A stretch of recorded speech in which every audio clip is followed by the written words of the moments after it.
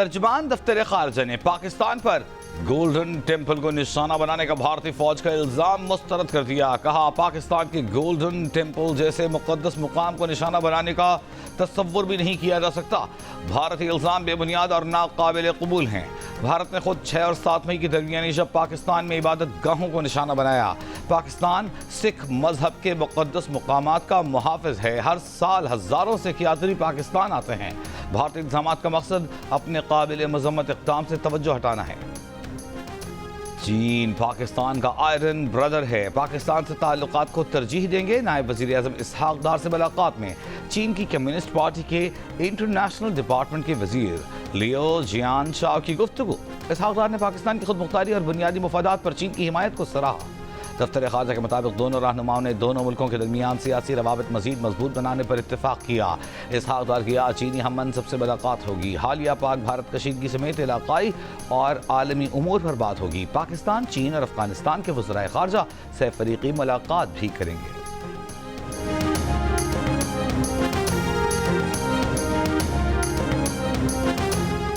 ایک ملک کا جھوٹے بیانیے اور بغیر ثبوت کے پڑوسی ملک پر چڑھ دوڑنا بلا جواز ہے. پاکستانی قوم نہ پہلے جھکی نہ اب جھکے گی. ہمارا عزم مضبوط ہوگا تو بین الاقوامی برادری اپنا بھرپور کردار ادا کرے گی. DGISPR لیفٹیننٹ جنرل احمد شریف چودھری کا چینی میڈیا کو انٹرویو. کہا کہ ہم دہشت گردی کی لعنت سے لڑ رہے ہیں. دہشت گردی کا مقصد ترقی روکنا ہے. ہماری آہنی دیوار میں عوام، افواج اور تمام شعبے ہیں. اس آہنی دیوار کو دہشت گردی کے ناسور کی طرف، سرکوبی کی طرف موڑنا ہے. پاکستان اور چین خطے میں امن و استحکام کے لیے کوشاں ہے. پاکستان اور بھارت کا افواج کو 30 مئی تک حالت امن والی پوزیشنوں پر واپس لانے پر اتفاق. حکومتی ذرائع نے لائن آف کنٹرول اور سرحدوں پر افواج کی معمول کی پوزیشنز پر واپسی کو سیز فائر کا دوسرا مرحلہ قرار دیا ہے. تاہم سرکاری طور پر فریقین نے اس بارے میں کوئی بیان جاری نہیں کیا. سیز فائر کے وقت سے دونوں ملکوں کے DGMOs رابطے میں ہیں. بھارت کی پاکستان کے خلاف جارحیت کے باعث پاک بھارت جنگ کے حالات پیدا ہوئے اور افواج اگلی پوزیشنز پر آ گئی تھیں. پاکستان اور IMF کے درمیان فی لیٹر فیول لیوی 100 روپے کرنے پر اتفاق ہو گیا. آئندہ مالی سال کے بجٹ میں استعمال شدہ گاڑیوں کی درآمد پر پابندیاں ختم کرنے اور نئی گاڑیوں کی نسبت 40% زیادہ ٹیکس لگانے پر بھی اتفاق. جنگ اور دنیز بشائے اسرار خان اور مہتاب حیدر کی رپورٹس کے مطابق FBR نے 400 ارب روپے کی اضافی آمدن کا منصوبہ بھی IMF سے شیئر کر لیا. پاکستان اور IMF کے درمیان نیشنل ٹیرف پالیسی کے تحت اضافی کسٹمز ڈیوٹی بتدریج ختم کرنے اور ریگولیٹری ڈیوٹی میں 80% تک کمی کی جائے گی.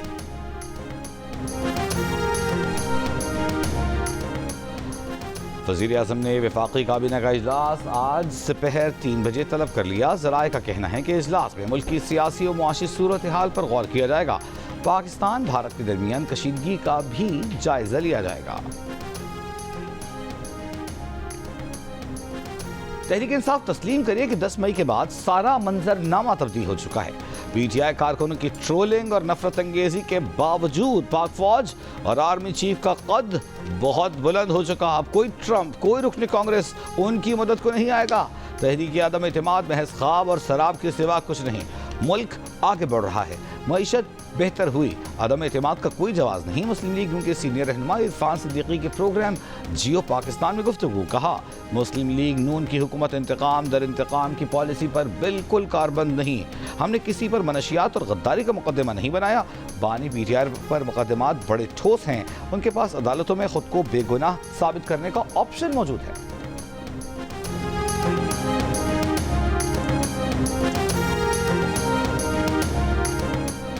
اسلام آباد ہائی کورٹ میں ججز کے تبادلے میں غیر معمولی جلد بازی دکھائی گئی.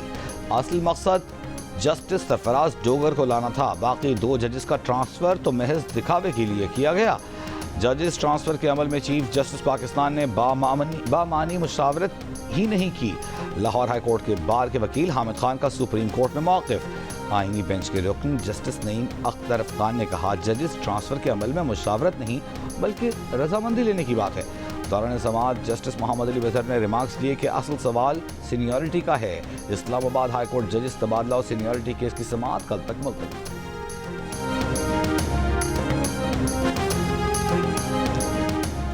नूर मुकद्दम कत्ल केस में प्रोसिक्यूशन का सारा केस सीसीटीवी वीडियो और डीवीआर पर मबनी है। अपील कुनंदा के खिलाफ शवाहिद का शक्को शुबे से बालातर होना जरूरी है। सजाए मौत के खिलाफ अपील करने वाले जाहिर जाफर के वकील सलमान सफदर के सुप्रीम कोर्ट में दलाइल। जस्टिस हाशिम काकड़ ने कहा, जिस सीसीटीवी फुटेज पर एतराज उठाया जा रहा है उसे आप पहले तस्लीम कर चुके हैं। पंजाब फॉरेंसिक लेबॉर्ट्री भी इस बात की तस्दीक कर चुकी कि फुटेज में कोई टेम्परिंग नहीं हुई। केस के मुल्जिमान चौकीदार और माली के वकील ने दलाइल देते हुए कहा, माली और चौकीदार की घर में मौजूदगी के अलावा और कोई जुर्म नहीं। जस्टिस हाशिम काकड़ ने कहा, तनख्वाह से ज्यादा काम करने की क्या जरूरत थी। जस्टिस अली बाकर नजफी ने कहा कि अगर मुजरिमान मकतूला को न रोकते तो मामला कुछ और होता। समाअत में कुछ देर के लिए वक्फा। गाबना स्टेट बैंक जमील अहमद का कहना है कि 87% अदायगियां डिजिटल हो रही हैं। डिजिटलाइजेशन से अदायगियां तेज होंगी, कम लागत पर होंगी। कराची में तकरीब से खिताब में कहा कि SMEs, ज़राअत, तामीरात तरजीही शोबे हैं, इस्लामी बैंकारी इस पर तवज्जो दें। सेनेट ने इस्लामाबाद में कम उम्री की शादी की रोकथाम का बिल मंजूर कर लिया। बिल सेनेटर शहरी रहमान ने पेश किया। बिल के मुताबिक निकाह खां कोई ऐसा निकाह नहीं पढ़ाएगा जहां एक या दोनों फरीक 18 साल से कम उम्र हों। जमीयत उलमा इस्लाम ने बिल की मुखालिफत की, ऐवान से वॉकआउट किया।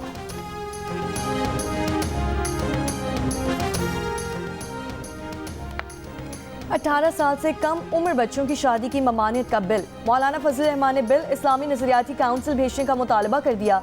कौमी असम्बली में खिताब करते हुए सवाल किया कि क्या इस बिल को लाने का यही मौका था। यकजहती का तकाजा है कि इस किस्म की हरकतें ना की जाएं। स्पीकर बिल के खिलाफ रोलिंग दें। बोले, बेहतर होगा कानून साजी रोकें, मजबूर ना करें कि हम एहतजाज पर निकल आएं।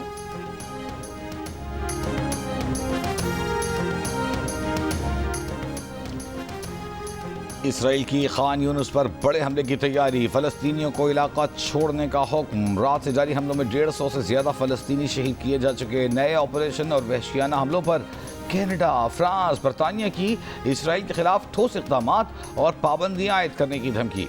22 ममालिक का इसराइल से गजा में इमदाद की राह में रुकावटें खत्म करने और फौजी कार्रवाई बंद करने का मुतालबा। नेतन्याहू ने मुतालबात मुस्तरद करते हुए मुकम्मल फतह तक जंग जारी रखने का ऐलान कर दिया। 2 मार्च से गजा की मुकम्मल नाकाबंदी के बाद 5 इमदादी ट्रकों को दाखिले की इजाज़त। अक़वाम मुत्तहिदा ने इमदाद को समुंदर में खतरा करार दे दिया। एमनेस्टी इंटरनेशनल ने इसराइल के इत्तेहादियों को तनकीद का निशाना बनाते हुए कहा है कि 80 दिन की भूख के बाद महदूद इमदाद नस्ल कुशी को छुपाने की कोशिश के सिवा कुछ नहीं।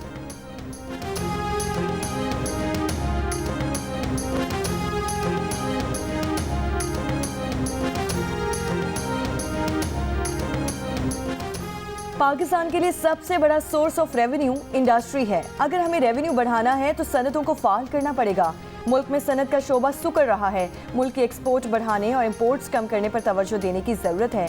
जो इंडस्ट्रीज खसारे में हैं उनको प्राइवेटाइज किया जाए। साबिक वज़ीर सनत और तिजारत हुमायूं अख्तर की प्रोग्राम जियो पाकिस्तान में गुफ्तगू कहा कि मेरे ख्याल में अमेरिका पाकिस्तान के साथ फ्री ट्रेड पॉलिसी के लिए तैयार है। IT सेक्टर में काफ़ी पेशरफ्त हो सकती हैं।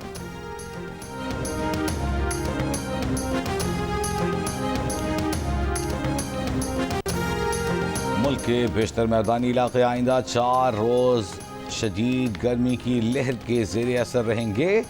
महकमा मौसमियात ने खबरदार कर दिया। आज से 24 मई के दरमियान सिंध, जनूबी पंजाब और बलूचिस्तान में दिन का दर्जा हरारत मामूल से 4 से 6 डिग्री सेंटीग्रेड ज़्यादा रहने का इम्कान है।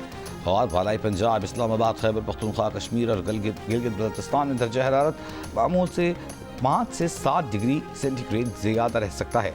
आज सबसे ज़्यादा दर्जा हरारत दादू में 48 डिग्री सेंटीग्रेड रिकॉर्ड किया गया। सिब्बी 46, तवाबशाह 45, सक्खर 44, पेशावर 43, सरगोधा 42, लाहौर 41 और कराची में 37 डिग्री सेंटीग्रेड रिकॉर्ड किया गया। इस्लामाबाद में पानी का बहरान शिद्दत इख्तियार कर गया। कई सेक्टर्स में टैंकर्स के हुसूल के लिए शहरियों को मुश्किलात का सामना। ज़राए के मुताबिक टैंकर्स की तादाद कम होने के बायस पानी महदूद घरों तक ही पहुँचाया जा रहा है।